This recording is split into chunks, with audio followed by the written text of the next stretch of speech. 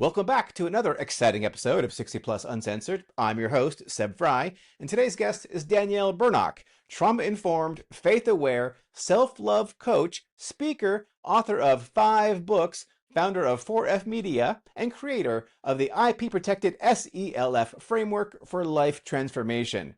Danielle helps adults repair and rebuild healthy relationships, starting with the relationship they have with themselves. She's known online as that lady on the internet who loves you. And after hearing her story, I think you'll understand why.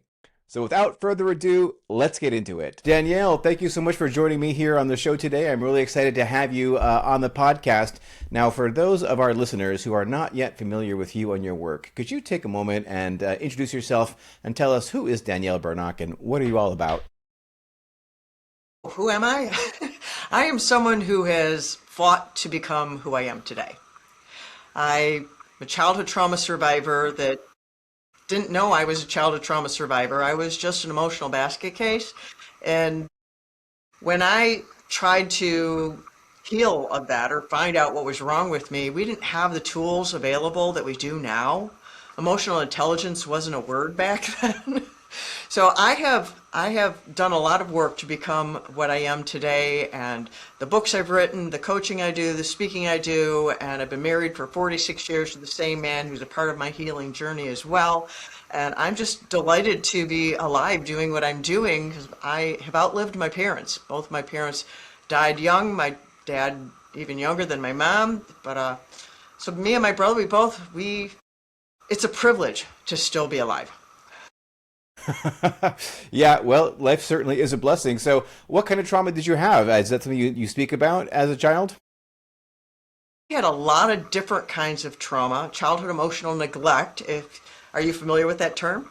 Emotional neglect. I've heard it. Why don't you elucidate? Well, I learned the term from a lady named Dr. Janice Webb, who wrote a book, Running on Empty, and that's how I learned that's what I suffered from, even though my counselor helped me heal from it before I knew what it was. And what it is every child has a certain amount of emotional needs. I mean, we understand that now. Many years ago, we didn't understand that. But every child is different. Some are stronger, some are more sensitive, and all that. But everyone has a certain amount of emotional nurture they need to be healthy. And childhood emotional neglect is when that need is not met enough. And so you are, in a way, emotionally crippled in certain ways. And Dr. Denise Webb's book is a fascinating read and so enlightening. If people want to dive into that more, you think that I was on her marketing team. I talk about her book all the time.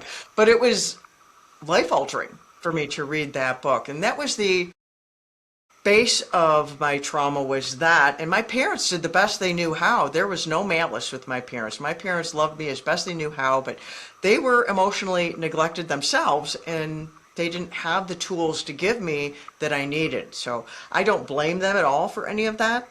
But because of the emotional neglect, I was much more fragile for when other things happened in my life. And so I suffered from public shaming. I suffered from bullying.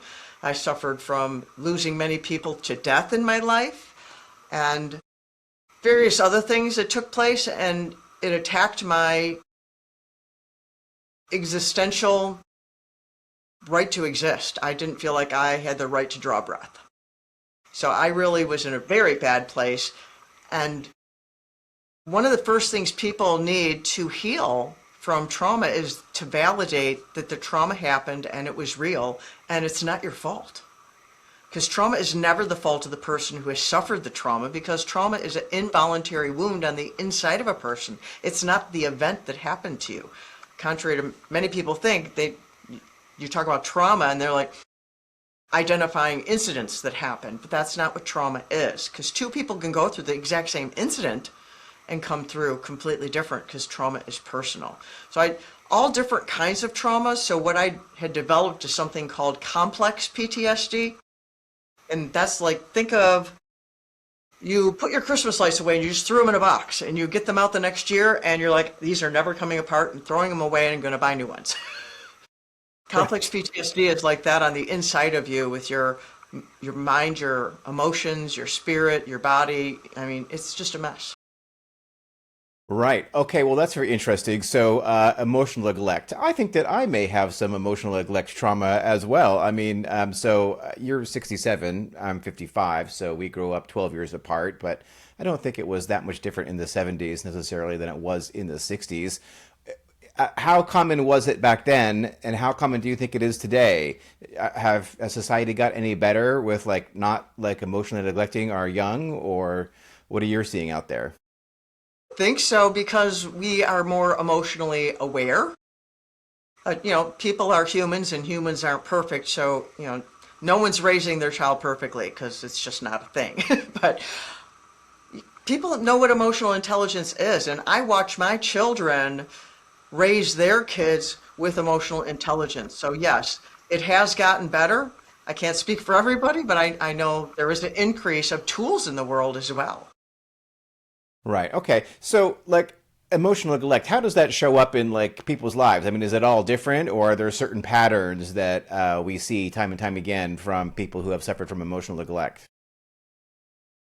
Well, there's many different things, and Dr. Janice Webb has an assessment that she does if you wanted to know the details of it that you could take to find out. And I have an assessment on my website, which is how much is your childhood affecting you now? And there's 30 questions on there that if you answer them in the affirmative, then there's 30 different ways that it is presenting in your life. So there are a lot of them. People pleasing is one of them. Constantly apologizing for things that you didn't even do anything. That's one of them. Another one is called fatal flaw, which is you have this dark sense that if people really knew who I was, they would not want to have anything to do with me. It's your sense of self and your ability to identify emotions as well. There's a thing called alexithymia, which is like emotional blindness in a way. You don't know what you're feeling, you don't know what to call it or what to do with it. Right. Okay. Well, that's actually really interesting to me. I want to go ahead and take that self-assessment, and I feel like I should give it to my own kids, really, because Lord knows how I've traumatized them, right? So, emotionally crippled. I mean, I think that there are a lot of people out there who are emotionally crippled, and this is something that I've been seeing my whole entire life. And one question I always have is like, okay, well, when you're 10 years old, let's just say, like it's really easy to blame your your parents or whatever or yourself, but at a certain point, one has to start taking responsibility for yourself, right? I mean, like you're like, whatever happened in the past is the past. I'm still alive. How do people begin to get over themselves? How do they begin to get over the way that they were raised and start being more fully realized, actualized humans? They have to want to start with. You said that at some point you have to take responsibility. Not everybody does. But if you want to thrive in life, if you want to be healthy in life, then that's something that you need to do. And I have a book that I wrote called Because You Matter, How to Take Ownership of Your Life So You Can Really Live. And at the beginning of that book, I identify the difference between responsibility and ownership. Because I still remember learning that from a fellow writer friend of mine a number of years ago, because I didn't realize the difference. Responsibility can be oppressive. Responsibility is something that someone else can put on you. And it is the ability to respond as well. I mean, it's not all bad, but ownership is different. Ownership empowers you to have a better grasp on your agency. I like to tell the story of, let's say you have a 16-year-old boy that wants the most expensive basketball shoes that are out there.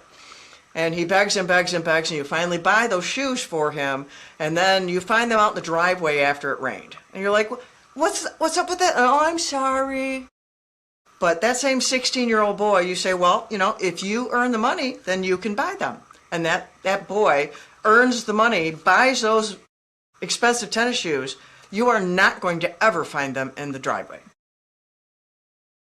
Because that ownership, it gives you a greater sense of power. It connects to who you are more. So even more so than taking responsibility for your life is to take ownership of your life.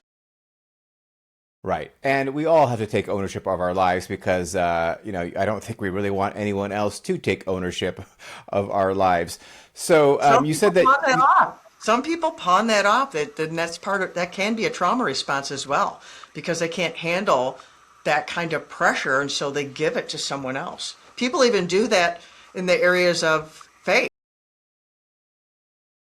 yeah, you can see that happening.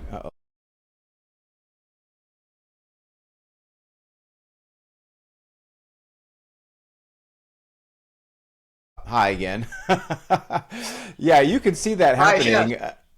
Yeah, yeah, no problem. Let me actually write this down because I gotta edit that. Hold on. Text. Actually, here. Let's see here. Fix that. Yeah, it completely cut me off. I had to join the studio again. Yeah, I'm not sure what happened. So, so you said that people have to want to be able to become more fully realized, to heal their trauma, and some people don't, right? A lot of people don't. A lot of people sort of like embrace their victimhood and like make it like a big part of their identity, and it's just so sad because when you see that happen, I mean, so many of those people they just they engage in unhealthy practices. Maybe they're promiscuous, maybe they are drug addicts or alcoholics or overeaters, or they just you know uh, just sort of like create a life for themselves that really is just it's just self-destructive, right? Because essentially they hate themselves, I guess. So for somebody, and that's a lot of people, right? I mean, like that could be a quarter of the population that's like that, right? Or more. I don't know. I mean, like it's a large number of people, right? So for people like that, people who don't yet even want to, you know, get out of that stage, how do you help them if they don't even want to? You can't. You can't. You can't help someone if they don't want help. If someone wants help, nothing can stop them. But if they don't want help, there's nothing you can do. I was in a vendor program going into grocery stores selling my books with book signings for about 3 years. And I remember this one day because I encountered two people that same day because my books are about overcoming trauma and overcoming adversity. And so I was having a conversation with these two people very separately about, their life and my books, and they were like not interested. And they're like, "Oh, I know I have trauma." I'm like, "Don't you want to do anything about it?" No, absolutely not. I was like flabbergasted that someone would be so powerfully resistant to it. Like they won't even entertain the thought. And it's sad because it's destructive because trauma kills people. Trauma, the body keeps the score is real, even though there's some new guy out there saying that the body doesn't keep the score. He's not right. The body does keep the score. Your body stores it in there. And if you don't process the trauma and heal it out of your body, it somatizes. It turns into sicknesses and diseases. Science has even found this out. It causes heart disease, it causes diabetes, it causes cancer, it causes all kinds of things. So when someone refuses to do something about their trauma, they're injuring their whole self. Well, I think the connection, the mind body connection, has really been pretty well established at this point. So, what you think about yourself is actually what you become. And that's why I want to see people who are in a situation like that to help them, like remove the blinders from their eyes. And it's especially painful when it's like someone in your own family. Maybe it's your brother, maybe it's your parents, maybe it's your child or cousin or whatever, somebody close to you, and you see that they can't shake victimhood, right? So, okay, well, what if it's not you? What if it's somebody that you love? Is there any way? Are there any like tricks, I guess, to like helping people, to realize what's going on and to realize that a better future for them is possible? You could talk with them, have a conversation, but they have to be the one using their power of choice. You can inspire them because if you illustrate to someone how things can be better, especially if they can relate to where it started from and it resonates with them, and then they can see that someone is better after that, it might inspire them to do that. But they really have to take a hold of it themselves. You could try addressing certain specific things in their life. If you see their trauma is showing up as this, maybe they have a gambling problem. Or maybe you talk about that all by itself and see if you can get them to the root of that. But it has to land on them. Right, it has to land on them. So, okay, well, let's just say that that you yourself or a family member, like decides they actually do want to tackle their childhood trauma, and I imagine that it's like a long road. It's not just like a turning point in the road, and that one day you're traumatized, the next day you're okay. Like, how do you stay on that path? Like, well, first of all, where's the path start? Is it the same place for everybody, or like, let's just say you finally recognize you want to take ownership of your life, and you recognize your past trauma, you admit that it's crippling your life. How do you start to turn it around? You decide to start. It starts with a decision to start. Just start. Just start. In the messy middle, doesn't matter where you start in the story, but just start. And that's the whole point. You do one thing at a time. Just one thing at a time. Don't overwhelm yourself with too many things. Just one thing at a time, but start. So does that mean like you go into like a therapy session, or like what does starting look like? It's different with everyone. Starting can start with therapy. Starting can start with hiring a coach. Starting can start with listening to your podcast. Can be reading a book, listening to other podcasts, or whatever. When I do my podcast interviews, I'm always very careful to put out there for you who are listening, if you are interested in starting and we bring up talking to someone about it and you just shrivel up inside, I'm not talking to anyone about this. That's when you start with reading a book or taking a course or listening to a podcast, something that you can do in the privacy of your own life.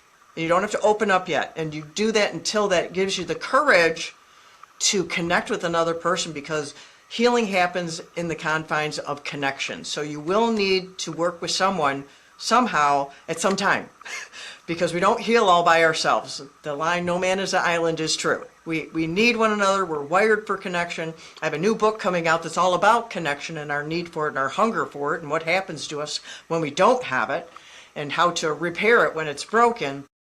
But we need that connection.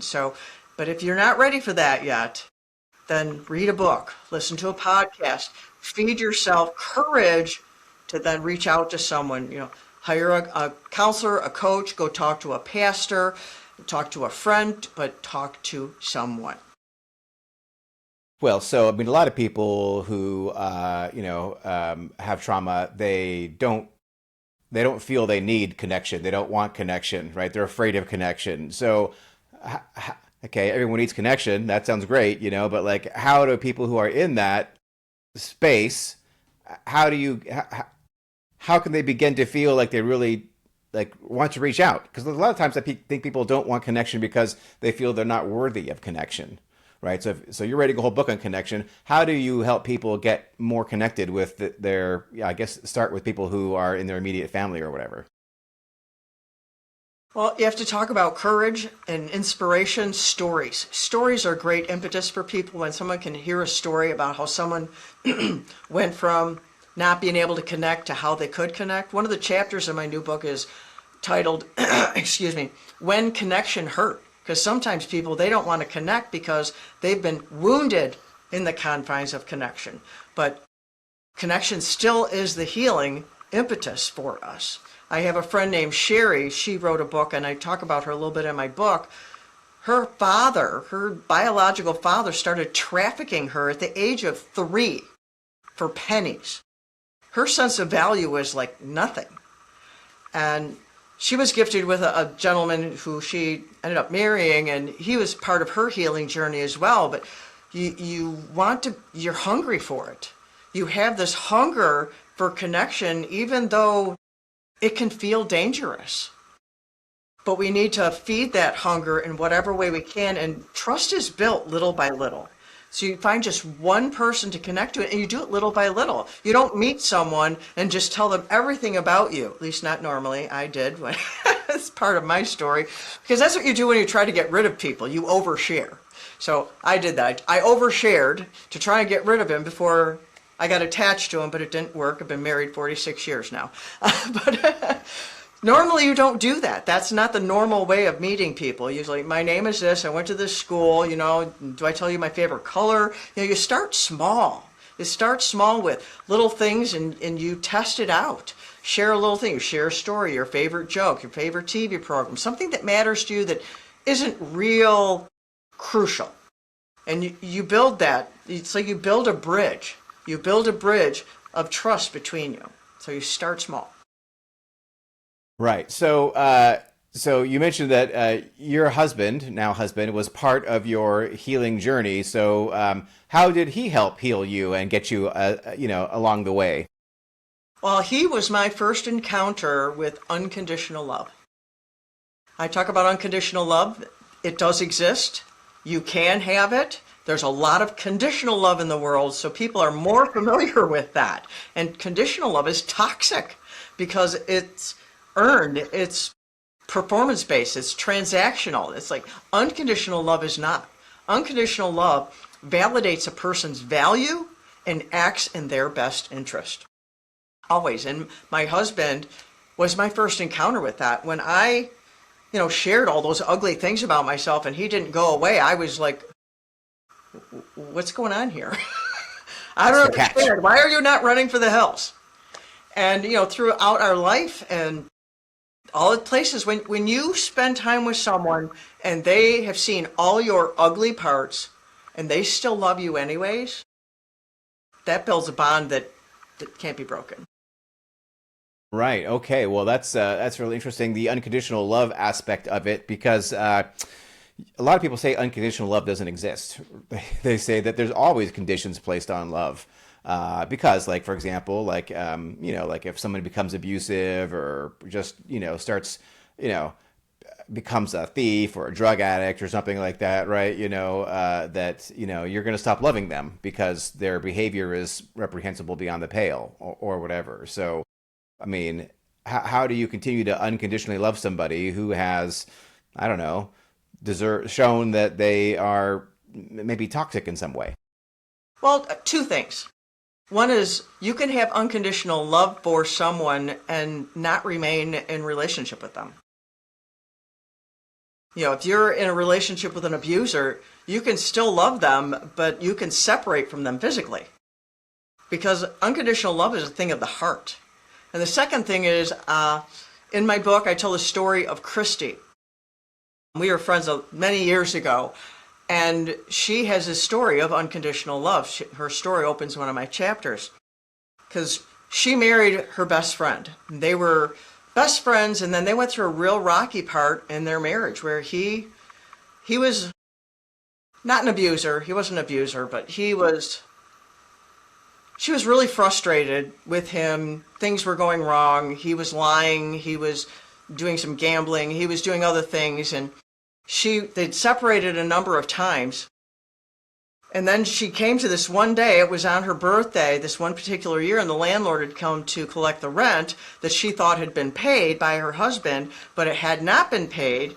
And so she was at her wit's end that day. And so the first time she shared this story was called The Answer to the Strangest Prayer. Because she prayed and she said, God, help me to stop loving him. Help me to stop loving him. And I had recently had a conversation with her about unconditional love, and she had come to understand that, because she didn't believe unconditional love was a thing. She didn't believe it, just like you were saying. But then she had an aha moment where she saw, oh, it does. Wow. And so after she prayed this prayer that day, God didn't answer her the way she wanted him to. He told her to love her husband unconditionally. And she got really angry. Really, really angry. It's like, I don't want to do that. I want him to do that.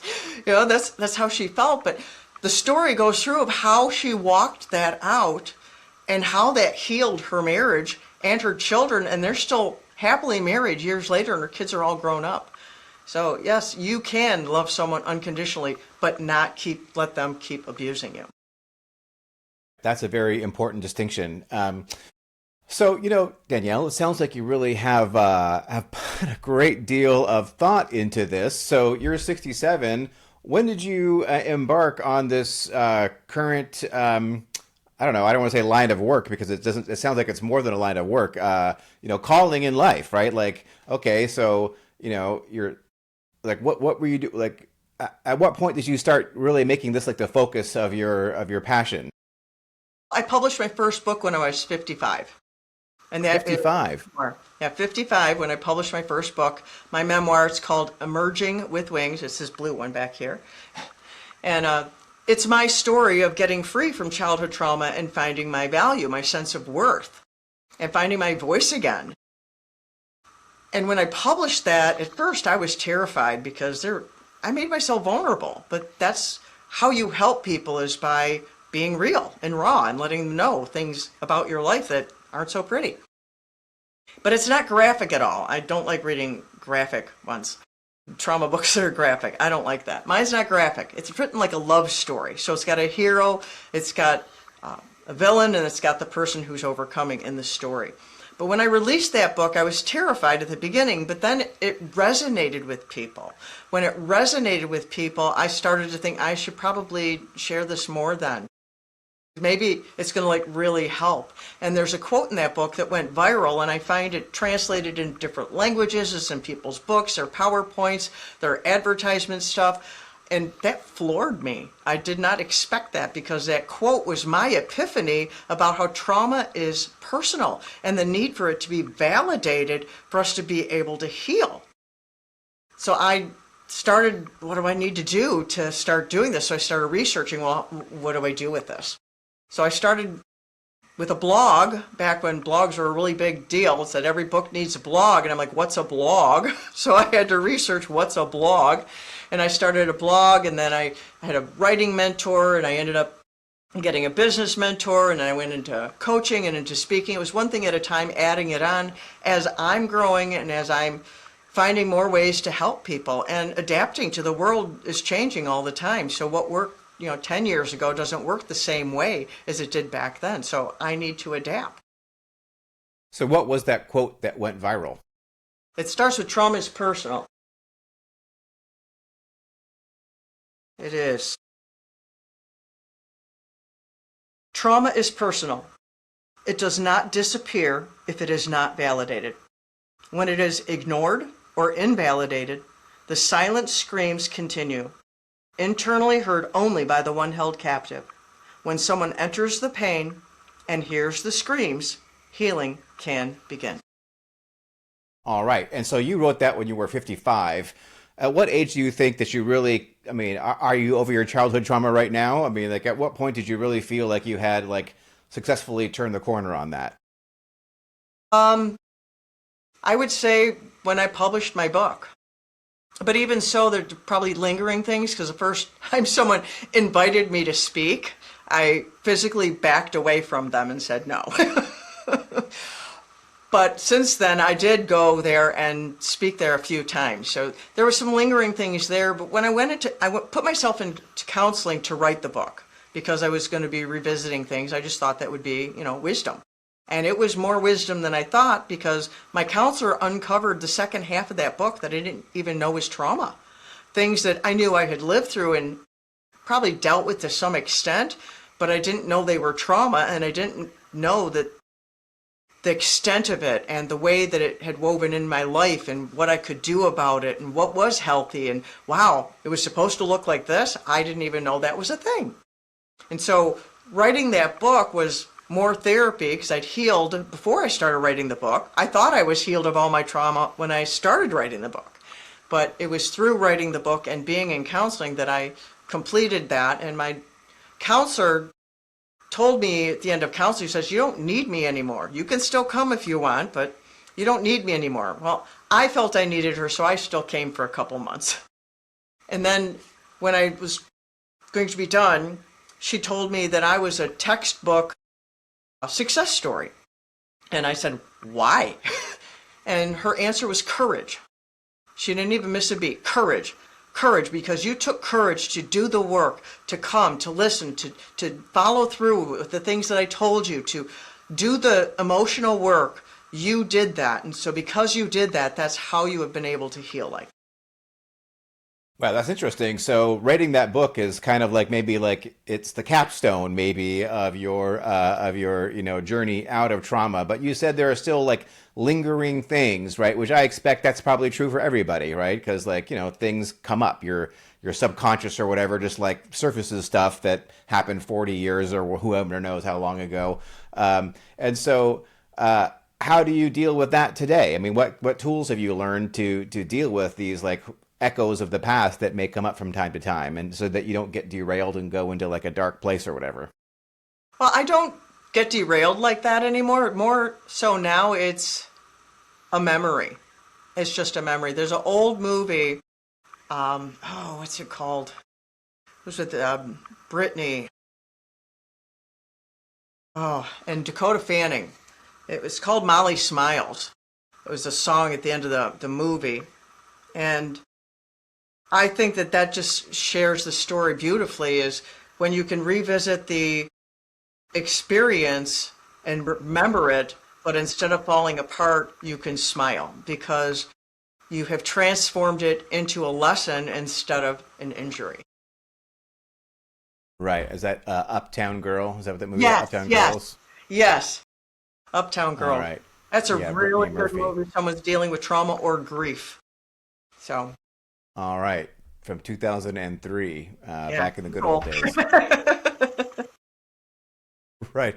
Okay. So before 55, when you wrote this book, sounds like a great book. What were you doing before then? Were you like I don't know. Did you have like a day job, or what were you doing prior to embarking in this new career of authorship and thought leadership? Lots of different things. It started when I got married. I was mostly a stay-at-home mom. My husband and I did not intend on having children because we were afraid of them because of our trauma and because both of us had done drugs. And so, plus the doctor said we couldn't have kids. But God had a different idea, and he had us sit down and pray for them. And I got married in February, and I had my first child on Christmas. So God didn't waste any time giving us kids, but I was terrified about raising my kids because I didn't want to repeat what I had lived through. So I prayed a lot. I called out, God, help me raise these kids, with that same sort of vigor of, you better help us or we're all going to die kind of thing, was the intensity of leaning into grace and God to help me with that. And so I was a stay-at-home mom most of the time. I got a part-time job here or there whenever we needed something. But then after I became an empty nester and my husband got a job over in Arizona, we live in Michigan, and it was during the housing crisis, and he couldn't find a job here in Michigan. So we ended up moving to Arizona, and we lived there for about 5 years, and that was a very big transformative part of my life. It's where I came face to face with who I am, between empty nest and moving to a place you don't know with nobody who knows you. I really had to come face to face with myself and who am I and what do I really think, and not giving other people the authority in my life, having been raised with authoritarian parents and in an authoritarian society. I was really good at giving other people authority over my life, not intentionally, but through habit, through being trained that way. So I really took ownership of my life during those 5 years and really claimed who I was. And I had a job there, I had 2 jobs there, but one, I had a corporate job. I had benefits and the whole thing, worked, over 40 hours a week, and I loved it. But then we moved back here. I had to give that up to move back here. They wouldn't let me do virtual. Now that'd probably be a different story because the world's different. But I had to give that job up to move back home here. But I was happy to move back home by my family. And my husband was working, and then I don't think it was too long after that because we moved back in 2012. First I started a little company in myself. I was going to be painting houses because I love painting walls. I was going to do that. So I started my own company to do interior painting, And then I had the epiphany of like, I'm one person, female, going to go into strangers' houses. I don't think that's probably very smart. So we're not going to do that anymore except for by referral. And then I started writing my book. Then I went into writing my book and then started the whole journey of that thing of writing the book. And that was a whole journey in and of itself because I didn't know how to write a book. So I'm using Google every day. How do I write a book? What's this? What's that? Learning a whole vocabulary I had no idea, and an appreciation for a book that I didn't have before, like all the different parts of a book. I didn't used to read the acknowledgments or read the dedication or I'll read all of it now. Right. Well, painting is great. I mean, like it gives a certain satisfaction to paint a house. I mean, like a house just always looks so nice and clean and fresh with a nice coat of paint. It's yeah, I don't do any kind of home improvement really. I'm completely incompetent, and I haven't painted in many years. But like that's the one thing that I say I can do. I could actually paint, although probably not as well as you. So basically, you had this corporate. You were a stay-at-home mom. Then you got into the corporate scene, and then you decided to become an entrepreneur. First with a painting thing, and then it sounds like you really hit your stride with the authorship thing, right? Kind of like completely out of the blue. You never had thought that. So okay, you make this book and you get a viral quote. People are quoting you, and how do you go from that moment to like then writing more and more books and getting into coaching and all of that? Like, when did you decide like this is what I want to do, and how did you come to that decision? Little by little. It was little by little. I got a writing mentor to do the blog, and then I was doing freelance writing. And one of the things that my writing mentor had said is you need to have a manifesto of what you're doing. What is your manifesto? Why are you doing what you're doing? So my second book was Love's Manifesto, because love is the whole point of what I do, for people to know that they are loved, that they are worthy of love. So I give it away free at my website, Love's Manifesto. You can get it in audio or in a PDF. So that was my second book. And my third book was a short allegory called A Bird Named Pain. And that was a gift that God gave me, really. I lost my mother-in-law to Alzheimer's. And my husband was for POA, but he was working out of town a lot, so I was boots on the ground with taking care of her. Alzheimer is horrifically painful to watch someone go through. You hear the words about all these different diseases, how bad they are, but you don't really get it until you're living it. Then you really get it. And the confusion I had emotionally with what she was going through, I couldn't handle it. I don't know how to do what I'm doing here. And one day when I came home from visiting her at the assisted living place, I got the thing about A Bird Named Pain. And it was just like consuming my thoughts. I came home and I sat down on my computer and just basically typed the whole thing out and then did a little bit of editing. It was a gift that God gave me, because it's about how to deal with those complex emotions when you have a loved one with Alzheimer's or dementia. And it really helped me in my journey. And I mean, you can buy it for 99 cents on Amazon in audio, but it's a short story. And I have to say that again, it's a short story because someone wrote a review that it's short. I'm like, it is short. They gave me a 1-star review because it's short. Well, I said it was short, okay? How short are we talking here? I don't remember. But it's short. Okay.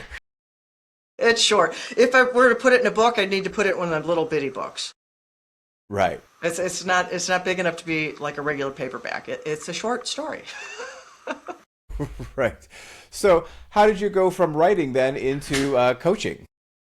With my business mentor, after my writing mentor, he had his last conference. I'm like, I need a community. I was used to having a community around me and what I'm doing. I didn't want to be by myself, so I was looking for another community, and that's where I found my business mentor and that community. And so he teaches people how to take their book and turn it into 18 streams of income. His name's Kerry Oberbrunner. And I worked with him, and I went through his mastermind program, went through his business program, and did coaching with them, went through his coaching program to be certified in coaching through his organization. and then also speaking. So it was through working in the business aspect of it and working with that whole community that led me into what I'm doing now. All right. So tell us about your new career. Like, how's it going? Like, what is involved? Like, what do you do? Like, okay, you wake up in the morning, then what do you do? Well, I do what I do at my own pace. I am not one of those hustlers trying to get 7 and 8 figures. I even put a thing on LinkedIn about that because I love my clients and I love my family. And many people who do the entrepreneur thing and they're the hustle and the 6 figure, 7 figure thing, they sacrifice their life, they sacrifice their family. I spent years breaking generational trauma. I have to live what I do. I don't just say I do it, I have to live it. So I spend Monday afternoons with 2 of my grandkids. I get up in the morning. I have an exercise regime I do every morning, been doing it for years. I spend quiet time with God every morning. I have to have that connection in place. My husband is retired now, so we pray together before we get into our day, and then I do my email and I write for my blog from time to time. And I was working on my book. I just finished my manuscript on Sunday and sent it to my editor. So I was spending a great deal of time working on this new manuscript. So I do things from time to time. I have workshops I'm doing this fall at the community college here. So it's not always the same. I do it at the timing that works for me, and I have my coaching clients that I have every week. So I don't let myself have too many coaching clients. I limit myself to how many because I want to serve my family and I want to serve my clients and I want to serve who I serve well. I don't want to be a burned out person who I don't have any strength, because I'd say how relationship repair starts with you. And when you get on an airplane and those things fall from the ceiling for you to put on your base, you're supposed to do it for yourself first, and that's so that you will be okay to help other people. So I have to take care of myself so I can take care of other people. So I must have balance. It must be a part of my life. Right. So, who are your clients then? I mean, who do you coach? Is it just, I mean, is it older people? Is it younger people? Is it people like in your community, or is it international? It's international. I do all my coaching on Zoom. I do it virtually on purpose because I want my client to feel safe. They're in their own space. And if they ever felt threatened, they could hang up, which I never had anyone do that. But I want my clients to feel safe. I have had older people in their 70s, 80s.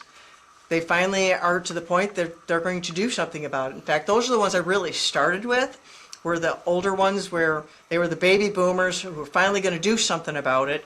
And so that's what I was focusing on. But since then, I've had Xers and millennials who are emotionally intelligent, who are like, I want to do something about this now. I'm not waiting until I'm old. Right. And so at the beginning of our conversation, you said like a place to start is with therapy or coaching. So what's the difference? What's the difference between what you do and like therapy? Well, I am not a licensed therapist, so that's one thing. But a therapy is not exclusively, but therapy focuses on what's behind you. And coaching focuses on what's in front of you. It's forward focus. The illustration I like to give people is, imagine you're sitting in your car in your garage and you need to go somewhere. So you need to back out of the driveway and out into the street. So while you're doing that, your focus is on your rear view mirror, your side view mirror, your screen if you have one, or you look over your shoulder, but your focus is behind you. But then with coaching, is you've already pulled out into the street and now you're going to drive forward. You're forward focused. You'll still look in your rear view mirror and your side view mirror because what's behind you matters, but your focus is in front of you. I see. Okay. So what does that look like in terms of like what do you actually coach people on? Do you coach them on how to like get connected to people, or what specific things do you coach people on? Whatever they need, because that's what it's all about, what they need. I've had ones that they had enmeshment in their family and they wanted to find a healthy way of stopping the enmeshment without destroying the family tie. So we worked on that to help them with validating what is true, what is a healthy relationship, and how to do healthy boundaries and how to walk that out. Another one, they had huge anger problems. Huge anger problems. Their rage was getting them in trouble. So they needed to work on that. And that one ended up into relationship repair within their family. I ended up doing coaching with two of them together because I do one-on-one coaching and one-on-two coaching. So if two people want help with the two of them together, I do that as well. All right, that's interesting. So you mentioned, I think it's on your website, I think is where I read it, that at 67 years old, you consider yourself now to be the healthiest that you've ever been. What do you mean by the healthiest that you've ever been? In what ways? In all ways? What ways are you the healthiest Yeah, that you've in ever been? every way. I have this poker chip here. I did a YouTube video on my 66th birthday because my mother was 66 years old when she died. And to me, living to 66 was a milestone. My mother died of pancreatic cancer. And in the year after she died, or the second year after she died, not too long after, I had an encounter with God where he confronted me that if I didn't start dealing with my emotions and stop stuffing them, the same thing that happened to my mother was going to happen to me. It wasn't a threat, it was a cause and effect kind of thing. It's like, if you don't deal with this, that's what this is going to do to you, kind of thing. So I'm like, okay, I don't know how. What do I do? So I just started looking for help of how to deal with my emotions because I stuffed them because they weren't allowed. You know, stop crying or I'll give you something to cry about. You're being too sensitive. Suck it up. Just move forward. It didn't hurt that bad. No, it didn't hurt. You're making it all up. So you just shut down your emotions. And my mother had shut down her emotions. I learned that in a trip we went on the year before she died because we spent the time together and we had a really big belly laugh where we were crying, where you're laughing so hard. And we also went through a time where she cried really hard. And she said she had not done either one of those in years. So she had a release for that. And I was on that same pathway of shutting down my emotions because they weren't safe. Or I felt they weren't safe. Or I'd been told they weren't safe. But emotions are a part of our makeup. We need them. They're messengers. They're God gave them to us for a reason. And I like to say, don't shoot the messenger. It's because Dr. Caroline Leaf calls them messengers. That's where I get the don't shoot the messenger. It's trying to tell you something. And the point isn't to let the emotions drive you. It's to listen to them and learn what are they trying to tell you and how do you need to respond, to use wisdom and respond. So you said you're healthy in all ways. So like emotionally, you do seem like you're pretty healthy. But does that extend to like physical fitness and like blood pressure and like other markers, or like give us a bit more on your health journey? Because I'm really into like being healthy. I mean, I have a long way to go, but tell us more about like what do you do to stay healthy? Well, I have my exercise regimen I do every morning. I've been doing that for years and years and years.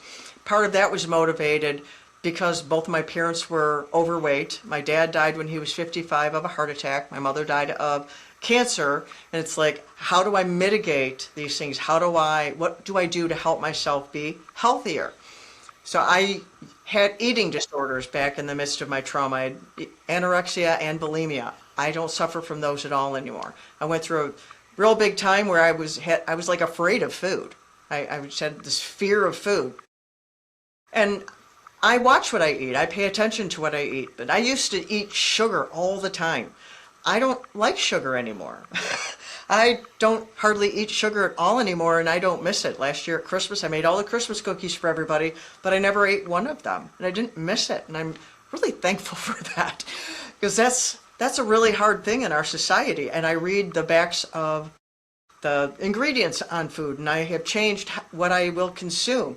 If it's something God made, I can eat it. If it's something man made, the ingredients, if I don't know what one of the ingredients is, I need to not eat it because I don't know what that is. My body doesn't know what it is either. So I watch what I eat. I try to eat healthy. I'm sure I go off the rails sometimes because we have to do that from time to time because we need to enjoy life. And I don't eat in a way that I don't enjoy either. I enjoy what I eat. And the exercises, every time I learn something that when people get older, this is what happens. I go, okay, so how do I mitigate that? So a number of years ago, I started doing weights. I do hand weights every morning. I started with 1 pounders, then 5, then 10, then 15 and 20 pounders. I do those every single morning. I do the weights. And then I learned, oh, something with knees. I know so many people have knees replacement surgery. I have specific exercises to strengthen my knees. Back, I go to a chiropractor for back. My mom had back problems, and a number of years ago I had whiplash, and so I go to the chiropractor all the time, and I do exercises to strengthen my back. I have had it go out on me, and it's like, how do I mitigate this? So I find out what addresses that and how can I strengthen myself to do that. And on top of that, I pray, because I believe God is the ultimate one. I can do everything right and still get it wrong. I remember reading this one thing about this guy who was 40 something, and he was doing all the healthy things, all the healthy things, and he's running and doing all that, and he was out for a run and he just dropped dead of a heart attack. So I'm like, just doing the healthy things to me isn't enough. I need to bring my faith into it as well. So I am healthier in every way than I ever was before. So yes, in every way. And I Wow, probably no, not at all. that's incredible because a lot of people, like when they talk about like being healthy, right? Like exercise is just sort of like they play lip service to it, right? They pay lip service to it, and you like with resistance training, that's really smart, right? Because like, well, women especially, they have bone density, right? But we all need to have increased muscle mass, and to fight off diabetes and to maintain equilibrium and balance and strength as we get older. So that's really cool that you dedicate so much time to actually being fit every day, and it shows up. I mean, like you seem like you are like really have everything together here. You seem like the complete package. How long have you been like? I mean, you say God. Are you Christian or what's Yes, your religious persuasion? yes, I am Christian, but I talk about it in a specific way because I suffered from religious trauma and spiritual trauma in there, and I deconstructed my faith and reconstructed it. And I'm always looking at it because there's so many things to learn in life. So questions are something I wasn't really allowed to do as a child. Questions were viewed as rebellion. Questions, I love this quote I stumbled on when I was writing my first book. Questions are the tools of the explorer. And I love that because it's to have a thirst for learning. And I want to know the God who made me. When I went through a real dark part of my life, I got mad at God and I tried to prove he didn't exist because I was so mad at him. But I did not succeed at that. And where I landed on, with all the questions out there and all the theology and all the, all the stuff out there, because there's a lot of crap out there. I landed on, I didn't create myself. I didn't create myself. I don't believe in the Big Bang. I think that takes more faith to believe that nothing came from, or everything came from nothing. I mean, it doesn't work in math. I mean, there's physicists and this genius. I was watching this video from him about, scientifically speaking, the Big Bang violates every law of physics. It's just not, can't possibly happen. So it takes more faith to believe that than to believe in God. I believe in God. I believe in Jesus, but I have looked at it from all different ways, and I'm not done looking at it because there's always more to learn. And I'm a person, I'm not God, so I don't know everything. So you were raised like growing up, you were a Christian and had Christmas and all that stuff, or that happened later in life? Yeah, I was raised with Christmas and stuff like that. We went to a church growing up, and I answered an altar call. I got baptized, and then the church publicly denied me membership in front of the entire church when I was a child. Wow, that's probably traumatic. Why Yeah. did they do that? I didn't know at the time. I was, I think, 10, 11 or 12. I don't know. But I had taken the bus to church, too. My parents weren't going anymore.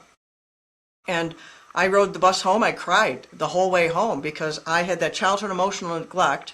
So I was going to church that day expecting belonging and expecting acceptance, and I'm finally going to have a place where I belong. And instead, they put me on display in front of the entire church saying, nope, not you, not you. Why not? You're 10 years old. What are they doing? Well, find out later because I found out from my mom later because I didn't remember then. I was too young. That my dad had called the church to find out, what's going on, and they denied me membership because my parents had stopped going to church. And they said if they let me be a member, I would just stop coming to church too. Which is funny because it's really funny because they made provision for me. They made allowances for me. Like, okay, well, we'll let you be a member if you do these more classes. So I had to take more classes, more earning. And then they made me a member on a Sunday night when hardly anybody's at church, sort of like they hid it. And funny thing is, that's the last time I remember going. Right. What church is that? Is that like Presbyterians or who is that? I'm not saying because I'm not trying to slam anyone. Every denomination has its problems.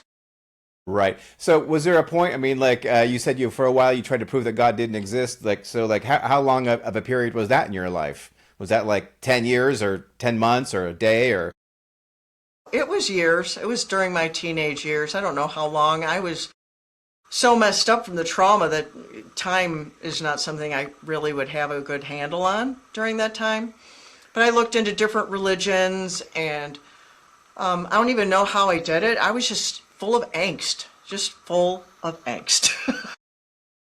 So when did you come back to God, as it were? I was on a road trip driving out to California and back. That's in my book. I tell people the book's worth it just for the road trip. I took a journal with me, and if I didn't take a journal with me, I wouldn't have remembered anything that happened because I was drinking and doing drugs the whole time. So it's the only reason that I remember any of that. But I went on the trip, and I had someone come with me. Another young lady came with me, and that's back before cell phones. Way, way, way long, long time ago. Like they say, back in the days of the dinosaur. So, but on the way back, we had been driving and it was raining too hard, so we pulled over sleeping in the car in a rest area between Minnesota and Wisconsin. And I woke up in the morning and I felt like I was not all by myself in the car. I felt a presence. And it scared me. I felt that presence, and what I felt and knew then is completely different than what I feel and know now. What I felt then was I was afraid. I knew it was God, and if I don't turn my life around, I'm going to die. So I did that. Did what I had been taught as a child. Jesus, be Lord of my life. I'm sorry. Do whatever you want with my life. Blah, blah, blah, blah, blah. And then kind of like hid under my hands because I thought he was going to kill me.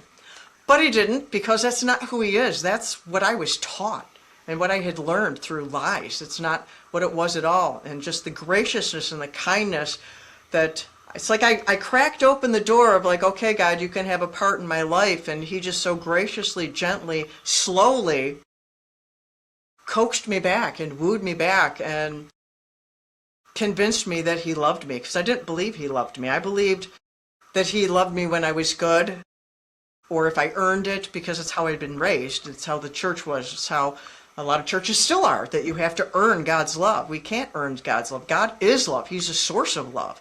But many people don't know that, and I didn't know that. And I thought that I was so afraid all the time between the trauma and the church trauma. I was afraid I was going to hell every 3 seconds. If I didn't pray and repent of that and then I died, I was going to hell. I was afraid of that constantly. But God convinced me otherwise. He showed me through my husband, through other things, so many experiential things, because that's how we need to learn, is through experience, that he loves me all the time. All the time, when I'm bad, when I'm good, on my worst day. And you can see that with Jesus. People, the religious people, were trying to get him to kill the lady caught in adultery.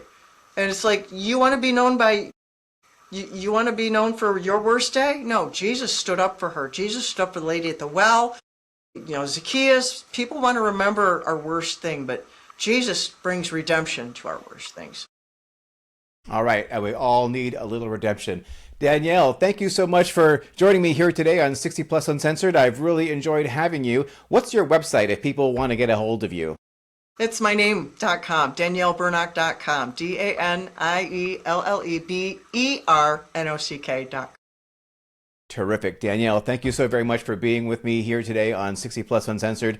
I really have enjoyed our conversation, and you are very inspiring. I'm going to take that self-assessment, and I think that we could all really benefit from a lot of introspection and feel, that we are in fact worthy of love and connection, and how much that will improve our lives. So, Danielle, thank you so much for sharing yourself with us here today on 60 Plus Uncensored. You're welcome. Thank you so much for the opportunity. All right, we'll catch you on the flip side.